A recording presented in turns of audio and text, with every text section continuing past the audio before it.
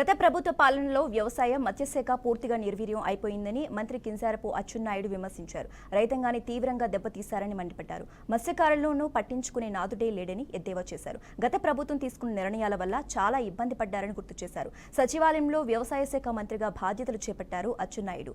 వ్యవసాయంతో పాటు మత్స్యకారులకు మేలు చేసేలా ప్రభుత్వం పనిచేస్తుందని హామీ ఇచ్చారు.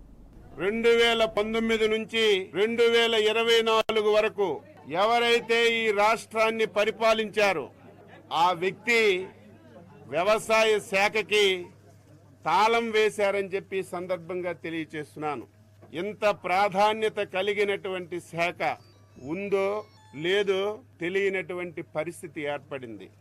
ఎంత బాధ కలుగుతుందంటే, ఒక మానవుడు ఆరోగ్యవంతుడైనా సరే, ఆరోగ్యం లేకపోయినా సరే, ప్రతి 5 మాసాలకి 6 మాసాలకి మెడికల్ చెకప్ చేసుకొని ఆరోగ్యం ఏ విధంగా ఉంటుంది, ఆరోగ్యం బాగులేకపోతే ఏ విధంగా ముందుకెళ్లాలని ఆలోచన చేస్తారు.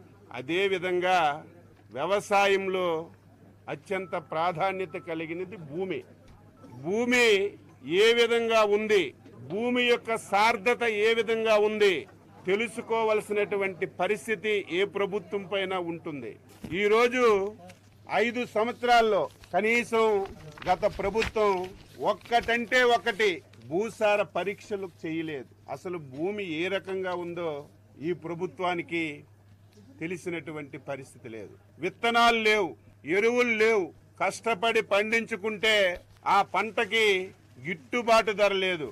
పంట అమ్ముకుంటే 5 మాసాలు 6 మాసాలు డబ్బులు ఇచ్చినటువంటి దాఖలాలు కూడా లేకుండా రైతు తీవ్రమైనటువంటి ఇబ్బందుల్లో ఈ రాష్ట్రంలో ఉన్న విషయం ఈ సందర్భంగా తెలియజేస్తున్నాను.